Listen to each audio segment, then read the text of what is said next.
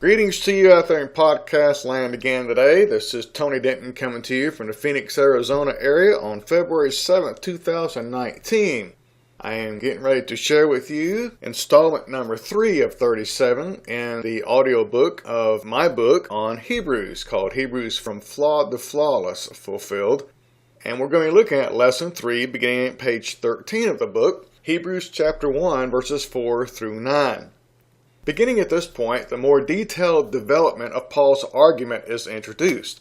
The goal was to illustrate the superiority of the New Testament agent between God and man, Jesus Christ, over that of the Old Testament agents between God and man, Moses and angels. Although Paul mentioned prophets in verse 1, he began with angels in verse 4, moving on to Moses later in chapter 3. As indicated in an introductory outline, Paul's discussion of Jesus over angels is in chapter 1 verse 4 through chapter 2 verse 18. Although our chapters would be too long to use the following, this lengthy section may be divided into 3 parts. An affirmation of Jesus' superiority, chapter 1 4 through 14. An admonition based on Jesus' superiority, chapter 2 1 through 4.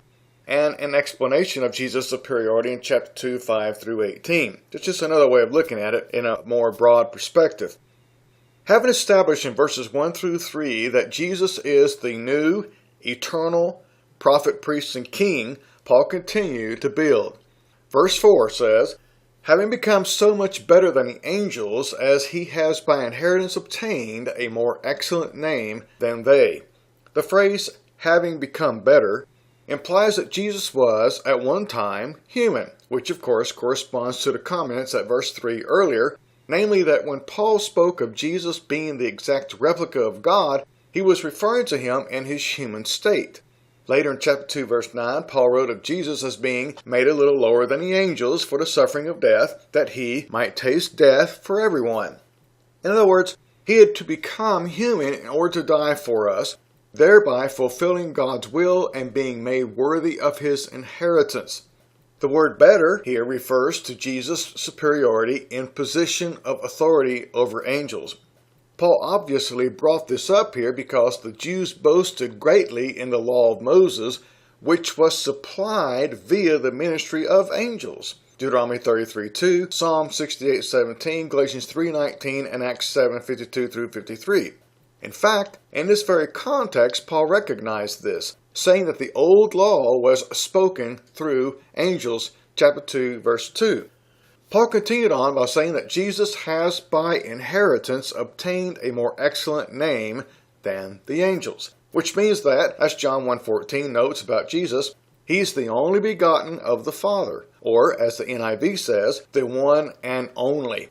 In other words, regardless of the honor involved in being an angel of God by creation or being a son of God by adoption, only Jesus possesses the unique relationship of being an actual son of God. So what's the name that Paul was referring to in this verse when he said, a more excellent name? What's the name?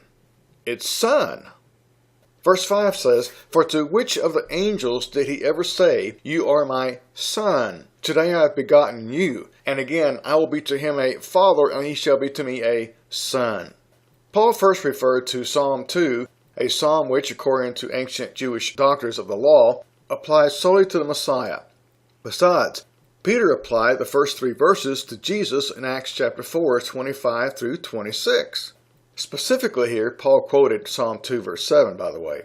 When it says, today I have begotten you, the word today refers to the contents of Psalm 2 verse 6, where God said of Jesus, I have set my king on my holy hill of Zion, while the word begotten here refers to Jesus' resurrection, that which qualified him to be that king of Zion.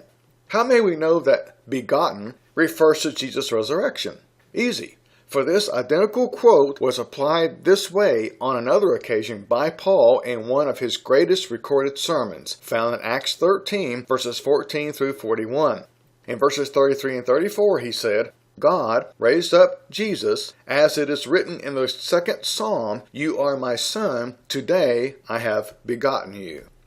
The point here is that Jesus was confirmed as the prophesied Son of God who would be king by the fact that God raised him from spiritual death and seated him as king over his own spiritual house, chapter 1 verse 3 and chapter 3 verse 6. In other words, Jesus, after having borne the sin of others, was the firstborn into spiritual or fellowship life toward God, uniquely qualifying him for the office of perpetual king as well as perpetual high priest. In fact, in Colossians 1:18, the same apostle plainly stated that Jesus is the firstborn from the dead, that in all things he may have the preeminence. There's that all things idea again that we talked about in verses 1 through 3. The second Old Testament passage Paul brought to the fore is a prophecy in 2 Samuel 7, verses 4 through 17, or 1 Chronicles 17, 4 through 15, to account to the same incident.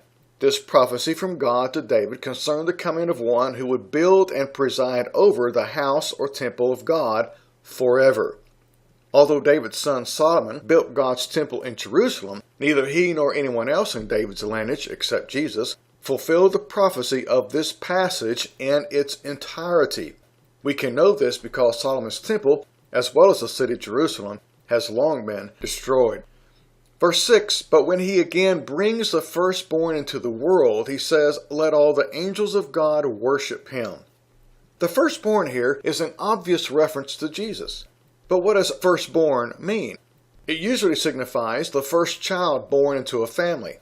So in this resurrection birth connection, Jesus is called the firstborn of all God's spiritual children. We'll get more in depth into this subject beginning at chapter 2, verse 10. Other passages, such as Revelation 1:5 and Colossians 1:18, where Jesus is spoken of as the firstborn, make it clear that Jesus is the firstborn of those resurrected from among the dead ones. Does that mean he was the first to ever be resurrected physically? Of course not. We know there were others. Rather, by raising Jesus, who suffered sin death for all mankind, 2 Corinthians 5:21, God made him who committed no sin, 1 Peter 2:21, to be the first one raised to reconciliation life toward God from among those who were unreconciled.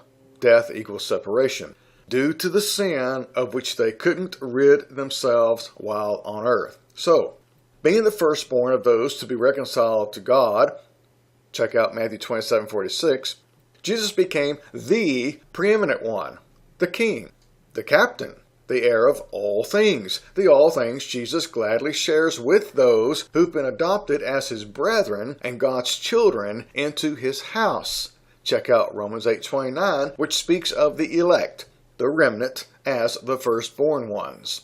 Some feel that when Paul wrote, when God again brings the firstborn into the world, he was referring to Jesus' physical birth, his first coming. However, it's much more likely that he was referring to what's generally called his second coming. The following are a few reasons for this. Number one, the placement of the word again in this text leans toward this interpretation. Number two, the word brings is in the future tense, future to this AD 63 epistle. Number three, at the time of this particular coming, Jesus would already be the firstborn of resurrection life. And number four, in the context of Deuteronomy 32:43, which is the background for this, Moses was speaking about God's vengeance against his enemies.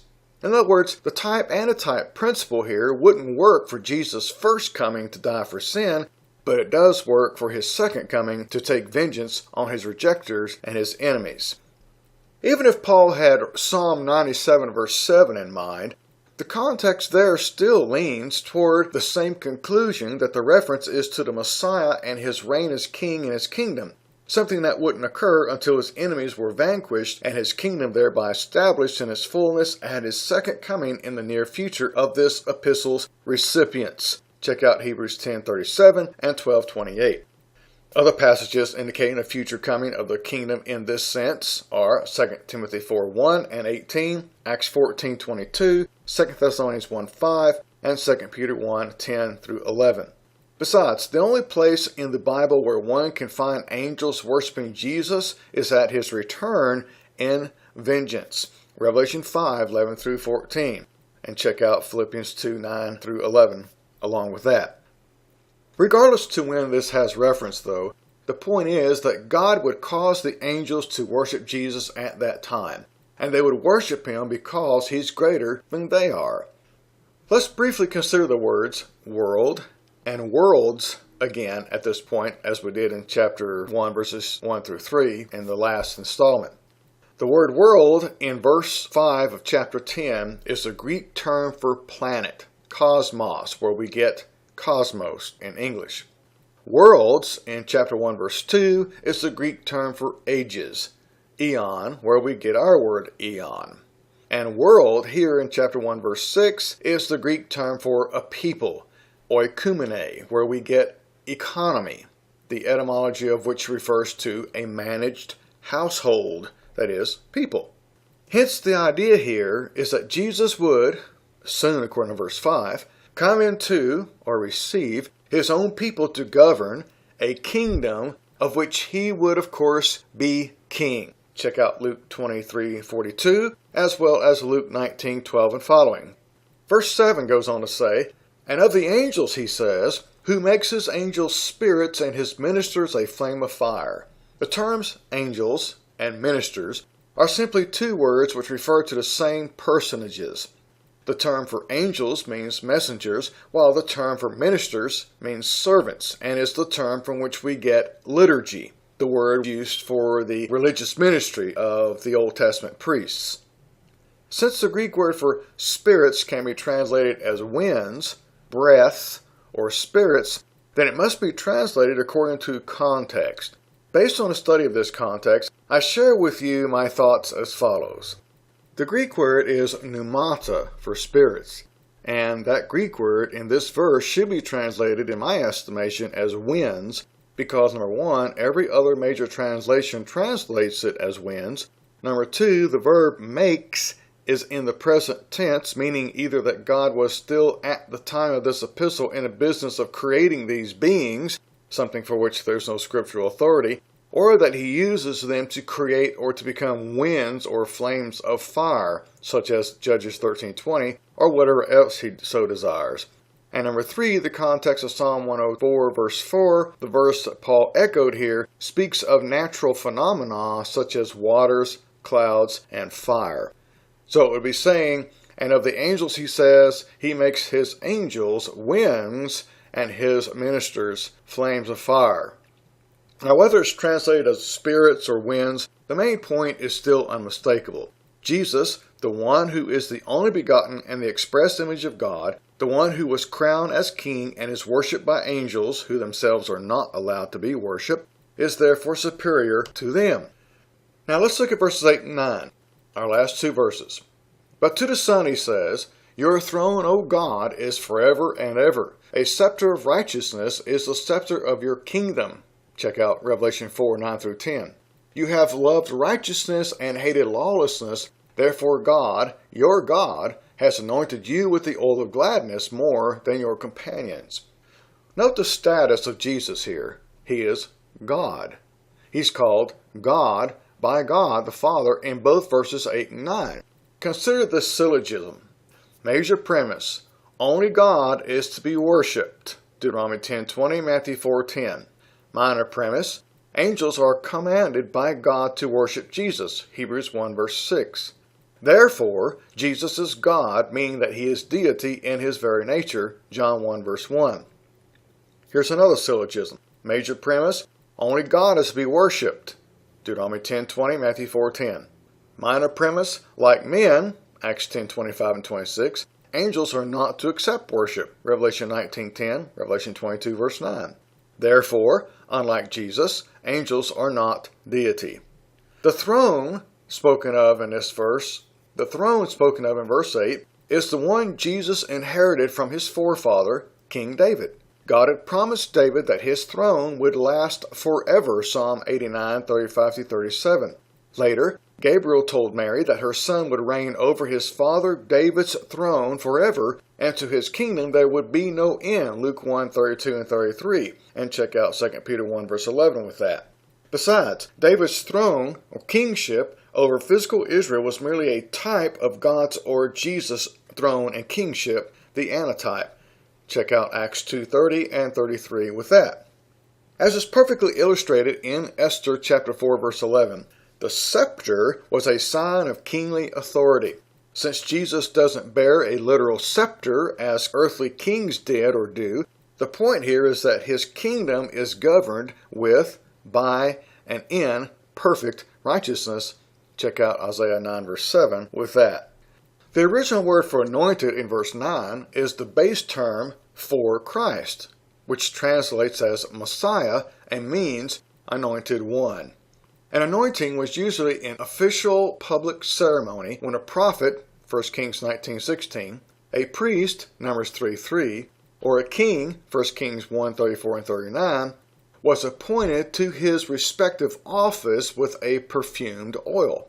Ironically, a prophet and a priest anointed Solomon as David's successor in 1 Kings chapter 1.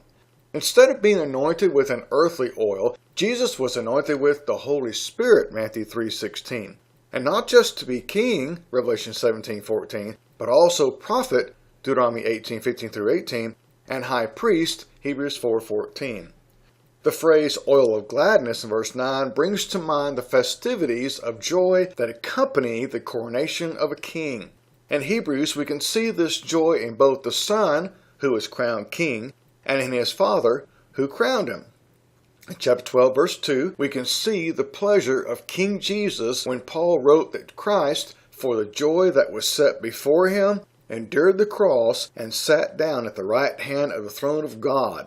And here in chapter 1, verse 9, one reads about the joy of the Father, how he crowned his Son as king with more joy than he had ever crowned the previous kings of Israel, that is, Christ's companions.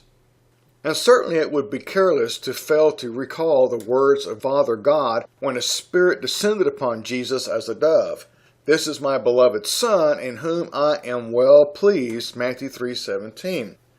Surely one reason for this is that Jesus was anointed not only as a king, but also as prophet and priest. For more information on this topic, see Why Was Jesus Baptized at my website, asightforthelord.com, on the Father and Son page. Speaking of joy, this quote of Paul here in Hebrews is from the 45th Psalm, which depicts another occasion of joy. For it's a wedding sonnet addressed to an Israelite king. So in summary, Jesus is superior to the angels because, number 1, he is God's Son, an angel is not. Number 2, he is to be worshipped, an angel is not. Number 3, he is served by angels, being neither below nor even equal to them. Number 4, he is God, and an angel is not. And number 5, he was given an eternal kingdom to rule as its king, and an angel was not. I didn't think about this when I did my last installment, when we did chapter 1 verses 1 through 3. I should have gone ahead and read my own translation of the verses instead of just telling you where in the book you can go. So beginning with this talk, I'm going to go ahead and try to remember to start reading my translation at the end of the studies. So let me go back and read verses 1 through 9 to catch up with where we are in my translation in the back of my book, page 305. Beginning in verse 1. God, who spoke through the prophets to the fathers of old in many parts and many ways, has in the last of these days spoken to us by his Son, whom he appointed heir of all things, through whom he orchestrated the ages. The Son, being the radiance of God's glory and a precise replica of his nature, and caring for all things by his powerful hand, and having become the atonement for sins, sat down in high places to the right of the majesty. Verse 4, being exalted far above the angels, for he has inherited a title superior to theirs. For to which one of the angels did he ever say, "You are my son, today I have fathered you," or, "I'll become his father, and he'll become my son"? But when he'll again bring his firstborn one into the world, he'll say, "Let all God's angels pay homage to him." To the angels, he says, "Make his angels into winds and his spirits into a flame of fire." Verse 8, but to the Son he says, "O God, your place on the throne will continue throughout the ages of the ages. and the scepter of righteousness will continue as the scepter of your kingdom. You loved righteousness and hated lawlessness, thus God, your God, anointed you with more oil of delight than he did your colleagues. Thank you once again for being with me as we work our way on a weekly basis through my book, Hebrews from Flawed to Flawless Fulfilled. And next time we will be on Lesson 4, Hebrews chapter 1, 10 through 14. And on that particular one, I urge you to have the book available for the charts that are in it. It's very difficult to picture for you charts in an audio like this. So, again, thank you, and we'll catch you later.